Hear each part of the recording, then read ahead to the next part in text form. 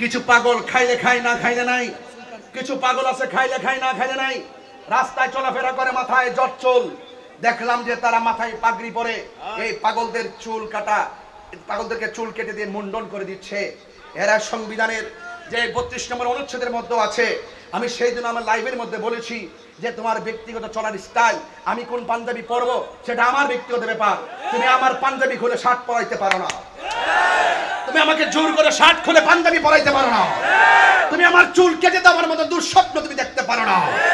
এই স্বাধীনতায় আঘাত যারা করেছে তাদের বিরুদ্ধে আইনি অ্যাকশন দরকার আছে। কথা বলেন ঠিক কিনা বলেন? সব পাগল পাগল না, কিছু পাগল এমনও আছে যারা আল্লাহ নবীর প্রেমে দেওয়া না। কথা বলেন ঠিক কিনা বলেন? এই জন্য দেখেন এই সমস্ত লোকদের কাছে কবরের লাশ পর্যন্ত নিরাপদ না। কথা কোন ঠিক কিনা বলেন?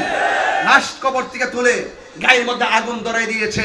স্বাধীনতার ইতিহাসে এইরকম নেককারজনক ঘটনার অবতারণা হয়নি। এটা বাংলাদেশের ঐতিহ্যকে বিনষ্ট করেছে, ধর্মের ভাবমূর্তিকে ক্ষুণ্ণ করেছে। কথা বলেন ঠিক না বেঠিক? এখানে একটা অন্যায় না, ওই সমস্ত মুখে মুখে লেবাসদারীদের মুখে আমরা ইসলামের বলি শুনতে শুনতে এতদিন পরে সাধারণ পাবলিকও বুঝতে পেরেছে একমাত্র সুন্নিরাই ঠিক।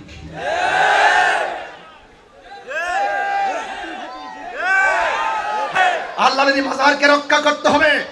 এই নবী শাফাত করতে পারে, নবী শাফাত করতে পারবে। নবী হাজির ও নাজির, নবী গায়েবের খবর দেনে ওয়ালা, নবীর ভিতর বাহিরে নূরুন আলা নূর। এগুলো আমরা ওলি আল্লাহদের কাছ থেকে শুনেছি, ওলি আল্লাহর কাছ থেকে শুনেছি, কিতাবে মুতাআলা করে পেয়েছি। এই জন্য যারা ধর্মের নামে অধর্মের চর্চা করবে তাদের কাছ থেকে আমাদের সকলকে সতর্ক থাকতে হবে।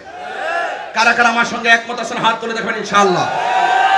নারে তাকবীর, নারে রিসালাত, আহলুস সুন্নাত ওয়াল জামাত। বাবার আমার, আজকে দেখা যায় মানুষের স্বাধীনতা বলতে কিছু নাই। কিছু পাগল খাইলে খায় না খাইলে নাই, কিছু পাগল আছে খাইলে খায় না খাইলে নাই, রাস্তায় চলাফেরা করে মাথায় জট চুল। দেখলাম যে তারা মাথায় পাগড়ি পরে, এই পাগলদের চুল কাটা, পাগলদেরকে চুল কেটে দিয়ে মুন্ডন করে দিচ্ছে। এরা সংবিধানের যে 32 নম্বর অনুচ্ছেদের মধ্যে আছে। আমি সেই দিন আমার লাইভের মধ্যে বলেছি যে তোমার ব্যক্তিগত চলার স্টাইল, আমি কোন পাঞ্জাবি পরবো সেটা আমার ব্যক্তিগত ব্যাপার। তুমি আমার পাঞ্জাবি খুলে শার্ট পরাইতে পারো না, তুমি আমাকে জোর করে শার্ট খুলে পাঞ্জাবি পরাইতে পারো না, তুমি আমার চুল কেটে দেওয়ার মতো দুঃস্বপ্ন তুমি দেখতে পারো না। এই স্বাধীনতায় আঘাত যারা করেছে তাদের বিরুদ্ধে আইনি অ্যাকশন দরকার আছে। কথা বলেন ঠিক কিনা বলেন? সব পাগল পাগল না, কিছু পাগল এমনও আছে যারা আল্লাহ নবীর প্রেমে দেওয়া না। কথা বলেন ঠিক কিনা বলেন?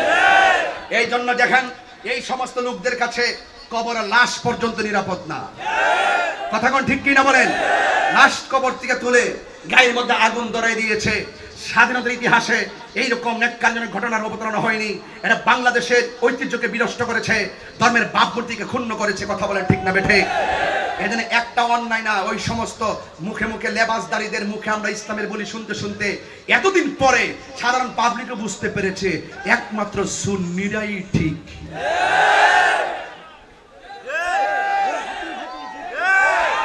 হাত তুলে বলেন প্রমাণ হয়েছে কিনা বলেন? প্রমাণ হয়েছে কিনা বলেন? কেন সুন্নিরার সত্য হক প্রমাণ হয়েছে? কারণ সুন্নিরা নবীর পক্ষে, সুন্নিরা ওলি আল্লাহদের পক্ষে।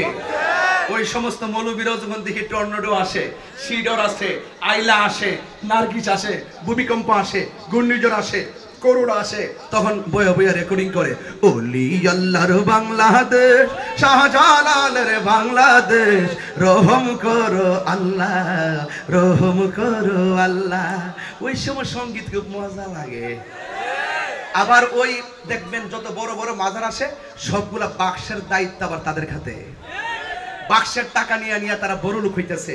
ওলি আল্লাহর মাজার পছন্দ করে না, সুন্নিদের মাজার পূজারে কইয়া কইয়া ট্যাগ লাগায় দূরে রাখে বাক্সের টাকা খাওয়ার জন্য। কথা বলেন ঠিক কিনা? সব আমরা বুঝতেছি। পাগলার মাথা চুল কেটে দাও, আর পাগলা নামে মসজিদ, পাগলা মসজিদ, এই মসজিদের গাট্টি গাট্টি বড়া কোটি কোটি টাকা নিয়ে খাইয়া পেট বড় করতেছ। একদিন বিচার হবে, বিচার হবে কর্ম অনুসারে, কঠিন হাসরে বিচার হবে কর্ম অনুসারে। কথা বলেন না ঠিক কিনা? আমার কথাই কে রাগ করবেন না। দিনের বেলা মাহফিল অনেকে খাওয়া দাওয়া করে আসেন নাই, এরপর আমি তার দুই বাসায় যা বলে যাই কোট করে রাখেন, প্রচার করেন। এবার হাসরের ময়দানে মানুষ নাফসি নাফসি বলে কাঁদবি। যারা নবীর দুশমন এরা কেমনে রে আমার নবীর সামনে মুখ দেখাবে? এই দুনিয়াতে নবীর পক্ষে কথা বললে অনেকে ভণ্ড বলে, বেদাতি বলে, অনেক ফতোয়াবাজি করে, কিন্তু হাসরের ময়দানে নবীর শান এমন ভাবে আল্লাহ তুলে ধরবেন, বিরোধিতা করার কোনো সুযোগ। এই জন্য আমার নবী, আপনার নবী রহমাতুল লিল আলামিন ওই হাসরের ময়দানে তো সম্মান কত হবে শুনে যান রে বাবা। এবার আদম নবীর কাছে আমরা গিয়ে বলবো, আদম গো, আপনি আমাদের আদি পিতা, আপনি আমাদের জন্য সুপারিশ করেন। আদম আলাইহিস সালাম বলে আমি পারবো না, ইব্রাহিম নবী বলে আমি পারবো না, জাকারিয়া নবী বলে আমি পারবো না, ইউনুস নবী বলে আমি পারবো না, ইয়াহইয়া নবী বলে আমি পারবো না, দাউদ নবী বলে আমি পারবো না। শেষ পর্যন্ত আমরা ঈসা রুহুল্লাহর কাছে যাব। ঈসা রুহুল্লাহর কাছে গিয়ে বলবো, নবী গো,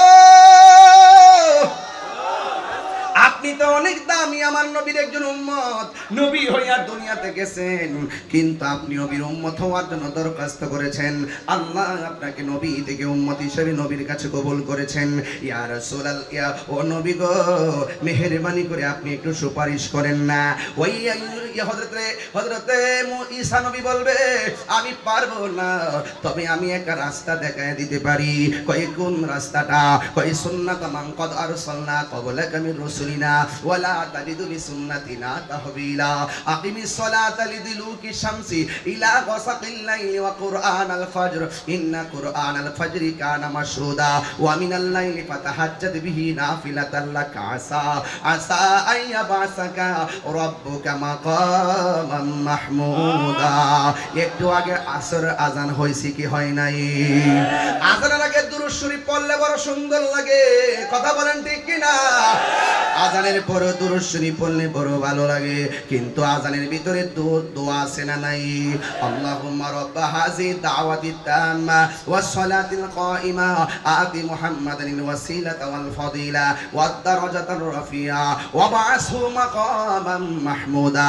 আজানের দোয়ার ভিতরে মাকামে মাহমুদের কথা আছে, কোরআনের মধ্যে মাকামে মাহমুদ আছে। ফাতাহাজ্জাত বিহি নাফিলাতাল লাকা আসা আইয়াবাসাকা রাব্বুকা মাকামান মাহমুদা। ওই মাকামে মাহমুদটা দেখা যায়, সেখানে চলে যাও। সব উম্মতেরা ওই মাকামে মাহমুদের গোড়ায় যাবে গো। যে গিয়ে কি দেখবে জানেন নি? কেন তাহিরি নবী নবী করে, কেন আল্লামা উপাধ্যক্ষ আল্লামা আমার উস্তাদ আল্লামা আবুল কাসিম মুহাম্মদ ফজলুল হক হুজুর কেন নবী নবী করি রে? কেন এলাকার মানুষগুলা গরমের মধ্যে নবী নবী কইরা বসে রইছে? এর কারণটা কি রে বাবা?